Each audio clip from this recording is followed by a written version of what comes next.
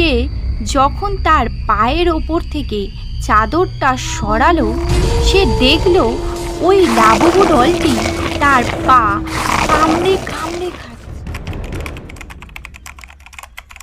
লোকে বলে কিছু খেলনা শুধু খেলার জন্য হয় না, তাদের মধ্যে লুকিয়ে থাকে একটি আত্মা। আর যদি ওই আত্মাটাকে জাগিয়ে দেওয়া যায়, তাহলে সেই খেলনা সব খেলা শেষ করে দেয়। আজকের গল্পটা রাধিকার। রাধিকা তার কাকার কাছে থাকতো। ছোটবেলায় তার বাবা মা একটি অ্যাক্সিডেন্টে মারা যায়, তাই এখন তার একমাত্র বন্ধু ম্যাক্স। রাধিকা একটি টয় শপে কাজ করত এবং সে নিজেও খুব খেলনা পছন্দ করত। তার সবচেয়ে প্রিয় খেলনা ছিল ডল। যেহেতু সে খেলনা দোকানে কাজ করত, তাই সে কম দামে নিজের পছন্দ মতো ডল কিনে নিত।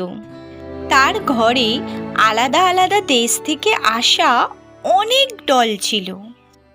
একদিন ওই দোকানে লিমিটেড অডিশন লাবুবু ডলের কালেকশন আসে, যেগুলো আসতেই বিক্রি হয়ে যায়। তার মধ্যে একটি ডল রাধিকা নিজের জন্য কিনে নেয়। ওই লাবুবু ডলের কালারটা গোল্ডেন ছিল, যেটা ছিল অন্য সব লাবুবু ডলের থেকে আলাদা। রাধিকা ওই ডলটিকে বাড়ি নিয়ে আসে। রাধিকা ওই দিন খুব খুশি ছিল। সে শুধু ওই ডলটিকে দেখছিল। ওই ডলটির সুন্দর নীল চোখ, লম্বা লম্বা কান এবং বড় বড় দাঁতওয়ালা হাসি। রাধিকা ওই ডলটাকে জড়িয়ে ধরে এবং তার সাথে অনেকগুলি সেলফি তোলে। তারপর সে ম্যাক্সকে তার ডল ফ্যামিলিয়ারের নতুন মেম্বারের সাথে পরিচয় করায়। কিন্তু যে ম্যাক্স অন্য ডলগুলিকে দেখে লেজ নাড়াতে নাড়াতে ঘরের এদিকে ওদিকে দৌড়াতো, আজকে সে হঠাৎ এই লাবুবু ডলকে দেখে জোরে জোরে ডাকতে থাকে।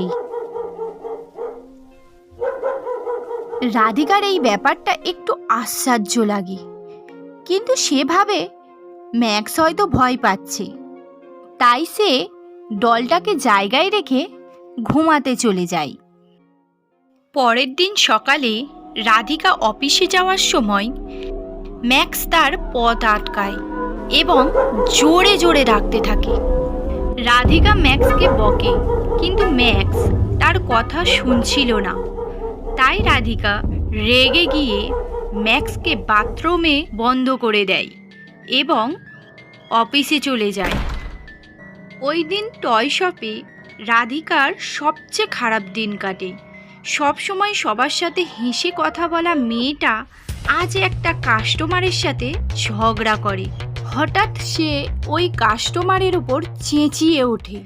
রাধিকার বস রাধিকাকে খুব বকাবকি করে এবং কাজ থেকে বের করে দেয়। রাধিকা বুঝতে পারছিল না কেন সে হঠাৎ ওই কাস্টমারের ওপর রেগে গেল। সে কাঁদতে কাঁদতে বাড়ি ফেরে। বাড়ি পৌঁছে সে যখন ম্যাক্সকে বাথরুম থেকে আনতে গেল, বাথরুমের দরজা খুলে সে দেখল ম্যাক্সের রক্তাক্ত শরীর বাথরুমের মেঝেতে পড়ে আছে। দেখে মনে হচ্ছে কেউ তাকে আঁচড়ে কামড়ে খেয়েছে। রাধিকা দেখল বেসিনের ওপর ওই লাবুবু ডলটি বসে আছে। রাধিকা আশ্চর্য হয়ে যায়, কারণ ঘরে থাকা ডলটি বাথরুমের মধ্যে কি করে এলো। রাধিকা দেখল ওই লাবুবু ডলটির হাতে এবং মুখে রক্ত লেগে আছে। রাধিকা আরও একটি জিনিস লক্ষ্য করল যে ওই ডলটির সুন্দর হাসি এখন আর নেই। এখন সেটা ভয়ঙ্কর হাসিতে পরিণত হয়েছে। রাধিকা বুঝতে পারে ওই লাবুবু ডল কোনো সাধারণ দল নয়। রাধিকা সঙ্গে সঙ্গে ইন্টারনেটে লাবুবু ডল সম্পর্কে সার্চ করে। সে দেখে যারা যারা ওই লাবুবু ডল কিনেছে তাদের অনেকের সঙ্গে এই ঘটনাগুলো ঘটছে। কারো জব চলে যাচ্ছে, কেউ অসুস্থ হয়ে যাচ্ছে, বা কারোর আত্মীয় মারা যাচ্ছে। এইসব দেখে রাধিকা খুব ভয় পেয়ে যায়। সে সঙ্গে সঙ্গে লাবুবু ডলটিকে জ্বালিয়ে দেয় এবং পাশের একটি নদীতে ফেলে দেয়। রাধিকা ওই দিন তাড়াতাড়ি ঘুমাতে চলে যায়। হঠাৎ মাঝরাতে তার ঘুম ভেঙে যায়।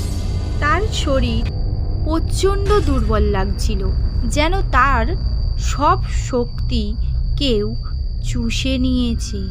তখনই তার পা জ্বালা করতে লাগলো।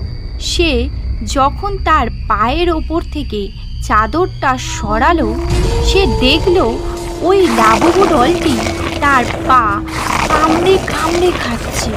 রাধিকার শরীরে কোনো জোর ছিল না, তাই তার ধীরে ধীরে চোখ বন্ধ হতে থাকলো। রাধিকা লাস্ট যে জিনিসটা দেখতে পেল সেটা হলো লাবুবু ডলের শয়তানি হাসি। বন্ধুরা, ভিডিও ভালো লেগে থাকলে লাইক করো। এমন অনেক ভিডিও দেখার জন্য চ্যানেলটিকে সাবস্ক্রাইব করো। দেখা হচ্ছে নেক্সট ভিডিওতে। ততক্ষণ সবাই সুস্থ থেকো, ভালো থেকো, বাই।